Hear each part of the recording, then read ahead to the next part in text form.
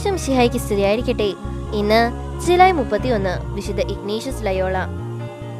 സ്പെയിനിലെ ലയോള എന്ന കുടുംബത്തിൽ 12 മക്കളിൽ ഇളയവനായാണ് വിശുദ്ധ ഇഗ്നേഷ്യസ് ജനിച്ചത്. ഇനീഗോ എന്നായിരുന്നു അദ്ദേഹത്തിന്റെ വിളിപ്പേര്. സൈനിക വിദ്യാഭ്യാസം ലഭിച്ച ശേഷം ഇഗ്നേഷ്യസ് 1517 സൈന്യത്തിൽ ചേർന്നു. നിരവധി യുദ്ധങ്ങളിൽ അദ്ദേഹം തന്റെ നാടിനു വേണ്ടി പോരാടി. ഒരിക്കൽ യുദ്ധത്തിനിടെ അദ്ദേഹത്തിന്റെ കാലിന് പരിക്കേറ്റു. അതോടെ സൈനിക ജീവിതം അവസാനിപ്പിക്കേണ്ടി വന്നു. ദിവസങ്ങളോളം ആശുപത്രിയിൽ കിടക്കേണ്ടി വന്നു. ദുസ്സഹമായ വേദനയ്ക്കിടെ ആശ്വാസം കണ്ടെത്താൻ അദ്ദേഹത്തിന് ഒന്നുമില്ലായിരുന്നു. വിശുദ്ധരുടെ ജീവിതകഥകൾ വിവരിക്കുന്ന ഒരു പുസ്തകം ആശുപത്രിയിൽ അദ്ദേഹത്തിന് വായിക്കാൻ കിട്ടി.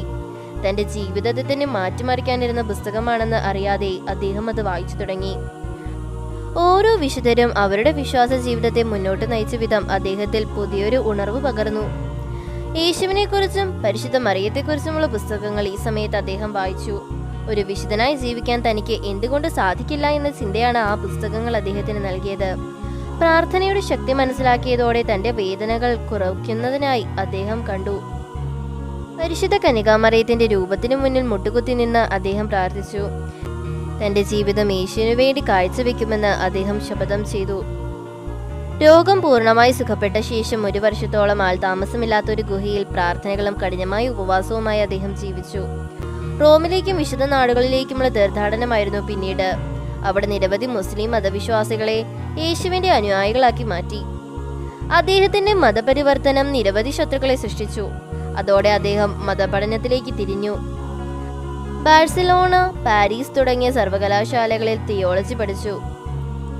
1534 ഇഗ്നേഷ്യസിന്റെ നേതൃത്വത്തിൽ യേശുവിന്റെ നാമത്തിലുള്ള സന്യാസ സഭയ്ക്ക് തുടക്കമായി. 1541 ഈ സംഘടനയ്ക്ക് പോപ്പിന്റെ ഔദ്യോഗിക അംഗീകാരം ലഭിച്ചു.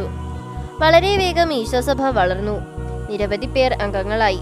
പ്രേക്ഷിത ജോലികൾ ലോകമെങ്ങും വ്യാപിച്ചു. ഇഗ്നേഷ്യസ് മരിക്കുമ്പോൾ സഭയ്ക്ക് 100 ഭവനങ്ങളും 1000-ലേറെ അംഗങ്ങളും ഉണ്ടായിരുന്നു. ഇന്ന് ജെസ്യൂട്ട് സഭയ്ക്ക് 500 സർവകലാശാലകളും കോളേജുകളും 30,000 അംഗങ്ങളുമുണ്ട്. ഓരോ വർഷവും 2 ലക്ഷത്തിലെ കുട്ടികൾക്ക് വിദ്യാഭ്യാസം പകർന്നു കൊടുക്കുന്നു. കടുത്ത പനി ബാധിച്ച 65-ാം വയസ്സിലാണ് ഇഗ്നേഷ്യസ് ലയോള മരിക്കുന്നത്. 1622 പോപ്പ് ഗ്രിഗറി 15 ഇഗ്നേഷ്യസിനെ വിശുദ്ധനായി പ്രഖ്യാപിച്ചു.